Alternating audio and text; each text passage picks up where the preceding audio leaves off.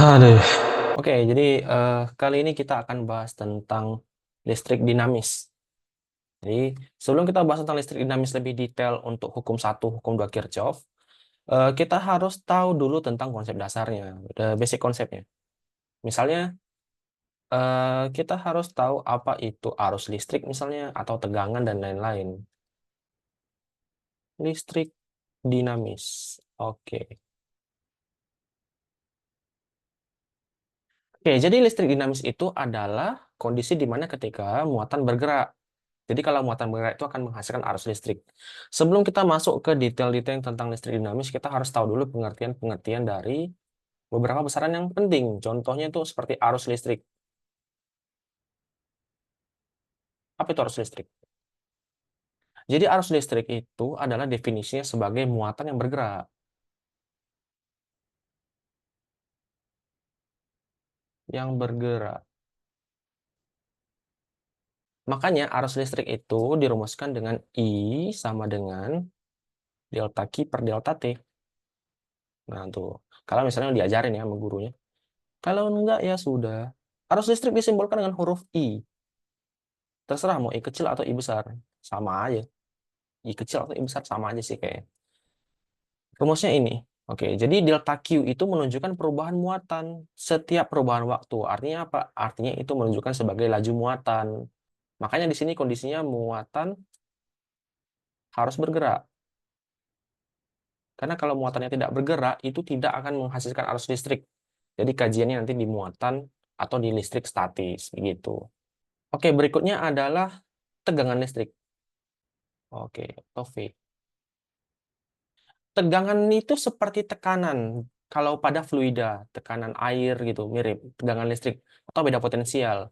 Jadi, tegangan listrik itu mempengaruhi gerakan atau mempengaruhi arus listrik secara langsung.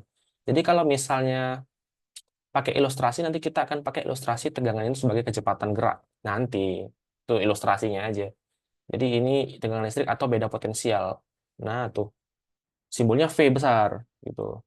Kalau misalnya pada fluida itu mengalir dari tinggi ke tekanan rendah, maka di tegangan listrik atau arus listrik juga sama. Jadi arus listrik itu mengalir dari tegangan atau potensial tinggi ke potensial rendah. Jadi terdapat beda potensial di situ. Jadi kalau misalnya terjadi beda potensial, akan menyebabkan arusnya bisa ngalir. Itu kira-kira seperti itu. Lalu ada hambatan listrik. Hambatan listrik itu simbolnya huruf R. Jadi hambatan listrik atau resistansi sama aja.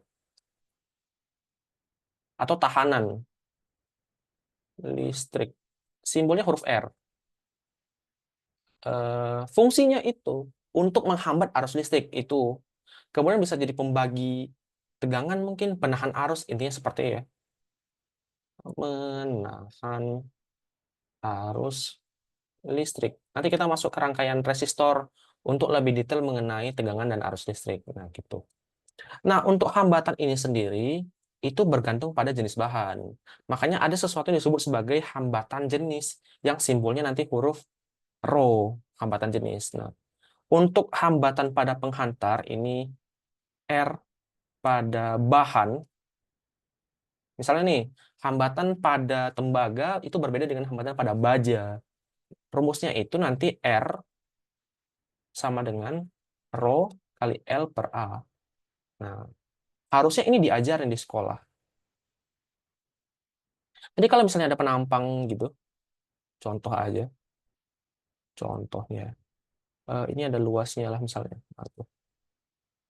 Oke, kira-kira seperti itu. Contoh aja. Panjang yang ini itu panjang penghantarnya, L. A itu luas si penampang yang ini. Kalau misalnya dia berbentuk lingkaran, maka luasnya adalah lingkaran. A, area. Terus ada rho. Nah, rho ini. Rho itu faktor bahan tadi yang disebutkan. Lebih gampangnya seperti itu. Sebenarnya rho itu adalah hambatan jenis bahan. Jenis. Nah, tuh. Satunya adalah ohm meter. Ohmnya omega besar. Jadi kalau omega kecil itu seperti ini untuk simbol kecepatan sudut biasanya. Tapi kalau ohm atau omega besar itu untuk simbol hambatan atau tahanan. Nah, ini nilai hambatan itu berbeda-beda tergantung dengan jenis penghantar. Jadi, penggunaan bahan konduktor listrik itu bergantung kepada keperluannya. Misalnya contoh, pada perangkat elektronik seperti HP, itu pasti akan berbeda dengan perangkat yang digunakan untuk menghantar listrik kabel baja atau tembaga biasa. Kenapa? Karena nilai hambatan jenisnya beda. Misalnya pada perangkat elektronik seperti HP itu membutuhkan sensitivitas terhadap arus yang lebih besar. Jadi hambatan jenisnya lebih kecil. Kira-kira seperti itu. Konsekuensinya apa? Misalnya nih, pada untuk yang kecil atau hambatannya kecil, bisa jadi harganya mahal. Bisa jadi. Jadi tergantung. Pemilihan bahan itu tergantung dengan kebutuhan. Termasuk nanti dengan nilai resistansinya. Kira-kira seperti itu. Ini rumusnya ini. Tergantung bahan ya. Oke, kemudian untuk hambatan listrik. Nah, ini kita mulai masuk. Di hambatan listrik, jadi hambatan listrik ini sebenarnya percobaannya itu dilakukan berdasarkan hukum Ohm sebenarnya. Jadi kalau misalnya kalian menemukan grafik seperti ini V ya, ini I kalau nggak salah. Terus ada linear, garis lurus miring, gini, R. Nah, ini percobaan dari beberapa bahan, sehingga dapat disimpulkan bahwa beberapa bahan itu memenuhi hukum Ohm, sehingga disebut sebagai hambatan yang sifatnya ohmik. Ohmik, nah itulah pokoknya. Makanya muncul hukum Ohm, seperti yang sebenarnya hukum Ohm itu ditulis dengan R sama dengan V per I. Kenapa? Karena nilai R-nya yang ditemukan berdasarkan percobaan. Nah, tuh. Atau kalau di sekolah mungkin diajarkan V sama dengan IR, gitu ya.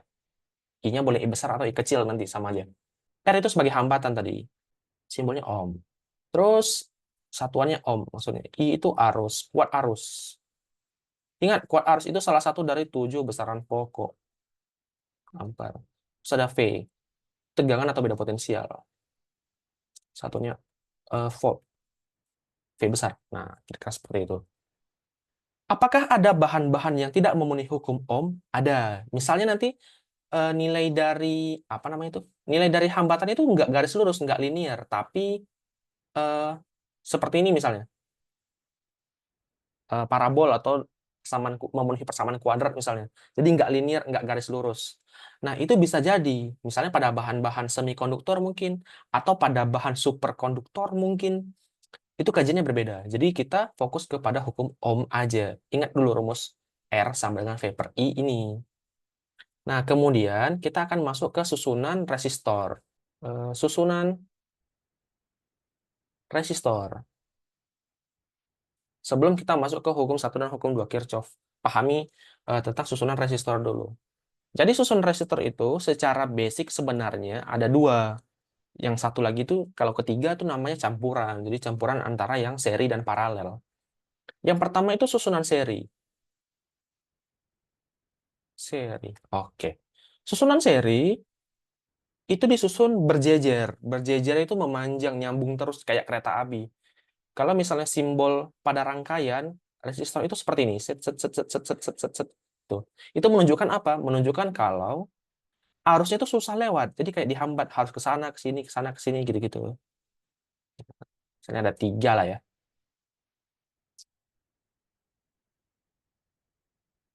Tuh. Terus misalnya ada sumber tegangan. Kalau pada baterai contohnya gambarnya seperti ini, satu panjang, satu pendek. Nah, panjang dan pendek itu akan menentukan besar dari potensialnya. Ini harus nyambung. Karena rangkaian tertutup atau closed loop. Nah, itu dia. Ini misalnya R1, R2, R3. Ingat, rangkaian tertutup itu disebut sebagai closed loop. Nah, itu dia. Bukan love, love itu cinta. Kemudian simbol dari baterai. Baterai atau GGL bisa V, bisa epsilon. Epsilon itu untuk gaya gerak listrik. Jadi gaya yang menyebabkan muatan itu bergerak. Itu gaya gerak listrik. Nah, kalau pada baterai, nanti disimbolkan ini plus, ini minus. Jadi yang panjang itu yang positif.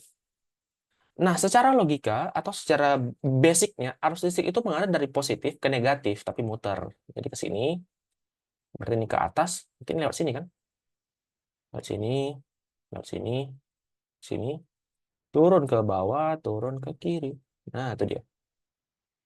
Meskipun sebenarnya arus listrik itu yang bergerak adalah elektron, elektron valensi lebih tepatnya. Tapi kita tidak perlu memahami itu lebih jauh, cukup memahami bahwa arus listrik itu mengalir dari positif ke negatif. Itu dulu.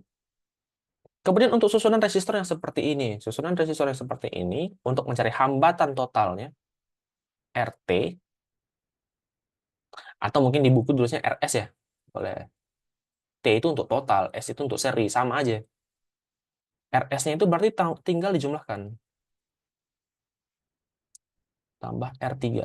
Nah, inilah dia. Kemudian untuk resistor seri itu ada syaratnya atau berlaku beberapa aturan. Misalnya arus yang melalui R1 sama dengan arus yang melalui R2 sama dengan arus yang melalui semuanya arus total atau arus seri. Oke, sekarang kita bikin ilustrasi sederhana. Misalnya di sini ada apa ya? 5 mobil kali. 5 mobil yang berjejer. 4, 5. Oke. Dia harus ke bagian ini, finishnya di situ, di bagian negatif baterai. Jadi, muatan ini kelima-limanya akan berjalan memutar jalan yang ini. Oke, gitu ya. Berarti ketika dia belok ke sini, di sini masih ada 5 muatan atau 5 mobil yang tadi, betul ya? Oke, masih sama kan? Nah, ketika dia masuk sini, masuk ke resistor 1, jalannya nggak ada pilihan lain. Artinya, semua mobil ini akan ngelewatin hambatan yang ini. Hambatan itu macam-macam. Misalnya polisi tidur aja, biar lebih gampang. Berarti 5 mobil ini akan melewati hambatan atau polisi tidur yang sama. Sehingga yang keluar juga tetap arus yang sama atau mobil yang sama gitu. Mungkin kecepatannya aja yang berkurang karena terhambat tadi ya. Terus ngelewat sini lagi. Berarti karena jalannya cuma satu, maka nah tuh tetap 5 mobil yang lewat sehingga sampai ke ujung juga yang keluar tetap 5 mobil yang tadi.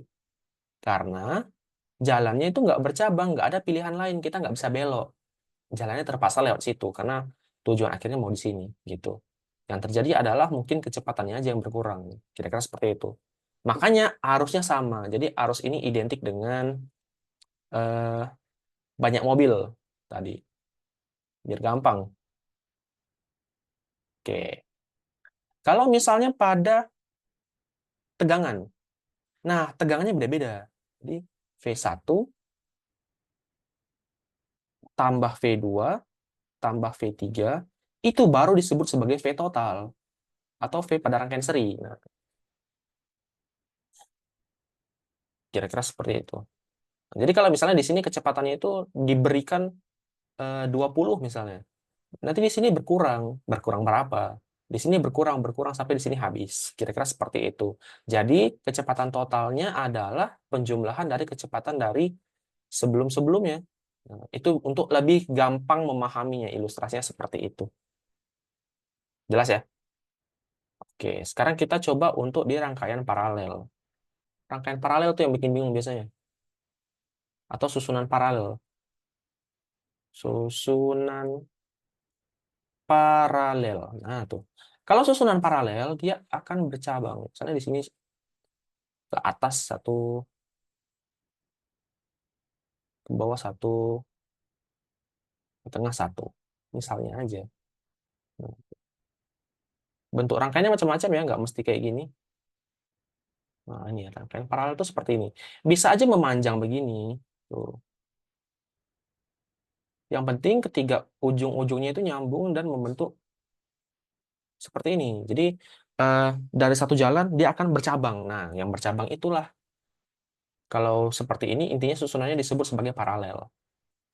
Kita misalnya beri nama lagi R1 tadi ya, R2, R3. Kira-kira seperti itu. Kemudian ada GGL, ada baterai ya. Nah, untuk mencari susunan resistansi total pada paralel RP begitu, rumusnya pakai 1/R P. Nah, 1/R1 tambah 1/R2 tambah 1/R3. Kira-kira seperti ini. Jadi kalau misalnya susunan resistor paralelnya ada 10, berarti 10. Kemudian, oke, ini sesuai dengan yang seri tadi, berarti ada aturan tertentu untuk arus dan tegangannya. Untuk arus misalnya, I pada rangkaian paralel itu penjumlahan dari I1 tambah I2 tambah I3. Nah, I1 itu adalah arus pada resistor 1 yang atas. I2 arus pada resistor yang tengah, 2. 3, 3. Kira-kira seperti itu. Contoh, misalnya kita akan membuat 5 mobil yang tadi, contoh aja. Nah, dia akan menyampai ke ujung negatif dari baterai, gitu kan? Berarti dia akan ke atas gitu. Jalannya ke atas, ke sini. Nah, ke sini jalannya itu terbagi 3. Nah, jadi muatan itu akan memilih ke hambatan yang lebih kecil biasanya. Cuma, kalau hambatannya kecil tapi ramai yang lewat, kan sama aja. Karena apa? Karena yang ramai lewat berarti nanti sampai ke ujungnya itu kurang lebih sama dengan yang lain. Jadi mungkin ada beberapa orang yang lebih memilih jalan yang lebih jauh, tapi nyampainya sama cepatnya dengan yang lewat cepat gitu. Yang lewatnya lebih dekat jalannya maksudnya. Itu juga berlaku pada muatan ini. Misalnya nih, muatan di tengah lebih kecil misalnya aja. Berarti muatan di tengah kan jalannya lebih pendek nih. Lewatlah contohnya 3 muatan. Contoh aja. Yang di atas nih, hambatannya lebih kecil. Sorry, hambatannya lebih besar. Tapi jalannya lebih jauh juga. Nah, mungkin yang lewat di sini hanya 1. Nah, hambatannya memang lebih besar, terus jalannya mungkin lebih jauh, tapi yang lewat hanya dia sendiri. Jadi hambatannya cuma dari resistor doang, nggak ada dari hambatan yang lain. Nah, misalnya yang bawah juga sama dengan yang atas 3 gitu. Nanti di sini muatannya terpecah 3 jalur begitu. Nanti di ujung sini mereka akan berkumpul lagi menjadi 5 mobil yang tadi. Kira-kira seperti itu. Berarti yang atas ada 1 mobil, yang tengah ada 3, yang bawah ada 1. Terpecah. Begitulah kira-kira. Sehingga muatan pada yang R1 1 mobil. Muatan yang pada R2 ada 3 misalnya. Muatan yang R3 ada 1. Kalau dijumlahin itu akan sama dengan muatan total 5. Makanya berlaku di sini. I-nya I total. Nah, untuk V-nya gimana? Nah, kalau pada rangkaian paralel, VP misalnya, itu sama dengan V1, sama dengan V2, sama dengan V3. Nah, kalau mereka sama, ini sama, tadi kita ilustrasikan sebagai kecepatan gerak muatan. Nah, di sini tadi, ini jalannya lebih jauh. Misalnya dia akan sampai ke sini, dari ujung yang simpang yang ini ke sini, itu akan sama dengan yang ini dan ini. Intinya, kecepatan di ujung awal simpang sampai ke penutup simpang ini, kecepatan muatannya sama. Yang di tengah mungkin hambatannya lebih kecil, tapi ingat tadi, muatannya lebih banyak, jadi mungkin lebih ngantri dan lain-lain. Sehingga pada akhirnya muatannya akan nyampai ke ujung simpangan ini atau junction ini dengan waktu yang sama, mobil yang tadi. Makanya kecepatan itu didefinisikan sebagai diilustrasikan sebagai tegangan, makanya nilainya sama gitu, sampai ke ujungnya. Intinya seperti itu, kasarnya ya. Oke, mau contoh soal? Contoh soal kali ya, bentar. Oke, misalnya soalnya ini, contoh. Kuat arus yang kuat arus yang melalui hambatan 6 ohm pada gambar di bawah adalah, oke, 6 ohm yang ini ya. Nih, tuh.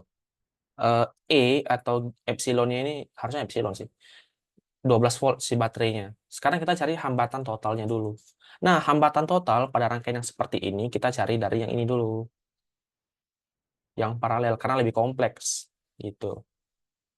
Nah, nanti kalau misalnya ini jadi RP, nanti gambar akhirnya itu akan jadi seperti ini. 1, 2. Nah, yang kompleks ini akan jadi 1. Nah, tuh. Ini jadi begini. Nah, inilah yang disebut sebagai RP. Gitu ya. Kemudian ini jadi yang 4 ohm dan ini yang 2 ohmnya. Ini 12 volt. Nah, tuh.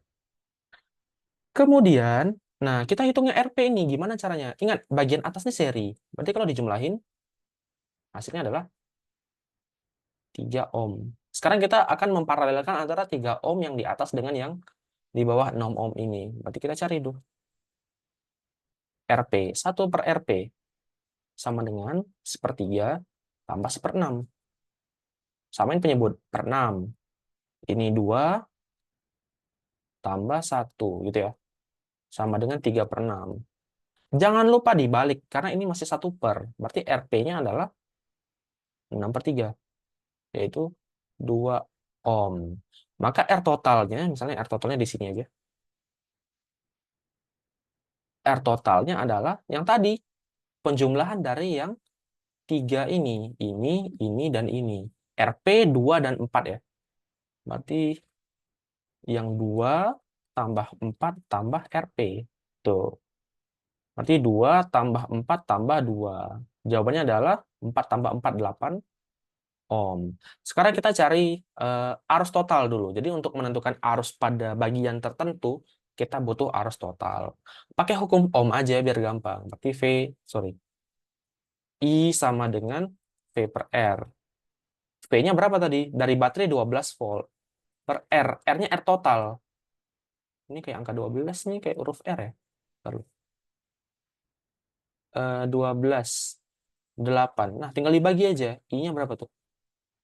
Berarti bagi 4, 3, bagi 4, 2. 3/2. 1,5 ampere. Nah, tuh dia. Ini arus total ya. Bukan arus pada 6 ohm. Total. Ingat, arus total pada rangkaian seri itu sama. Jadi kalau misalnya ini kita hapus lagi gambar yang ini tadi.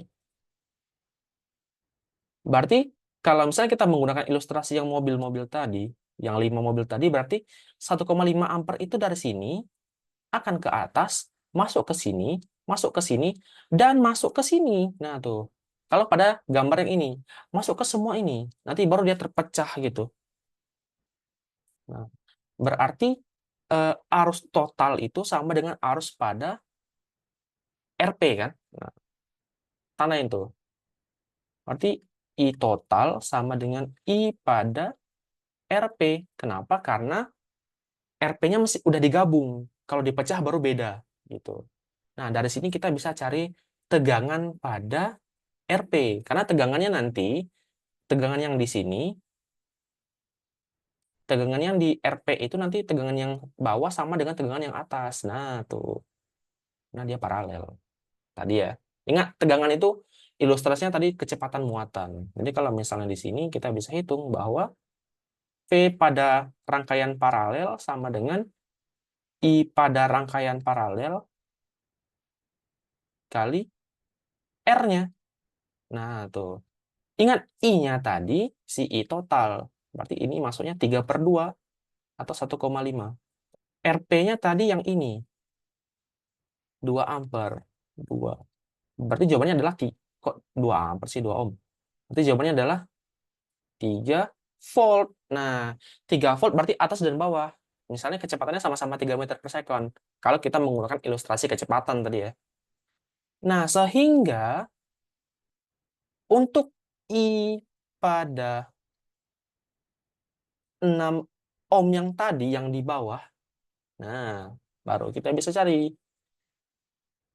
I 6 contohnya aja. V6 per R6 kan gitu. V6 ini yang mana? Ingat, karena dia paralel dengan yang atas, berarti V6 ini akan sama dengan V paralel. Nah, tuh. Masukkan angkanya. Berapa tuh? 3 volt. Ini kita barusan dapat tadi. 3 per R6. R6 itu tadi, ya 6 lah, kan angkanya ini. Berarti I6 sama dengan 3/6 setengah, 0,5 ampere. Kira-kira gitu. Jelas ya? Nanti mungkin di video berikutnya kita akan bahas tentang hukum 1, hukum 2, Kirchhoff untuk 1 loop dan 2 loop. Karena aturan loopnya itu yang penting. Ada beberapa buku mungkin yang membuat keliru, jadi kita akan belajar dengan konsep yang benar. Gitu. Jelas ya? Kalau ada pertanyaan mungkin bisa dikirim di DM kali. Kalau nggak ada ya udah. Mungkin video kali ini sampai di sini dulu. Jadi sampai jumpa di video. Udah kayak itu berbetulan. Udah lah, bye-bye.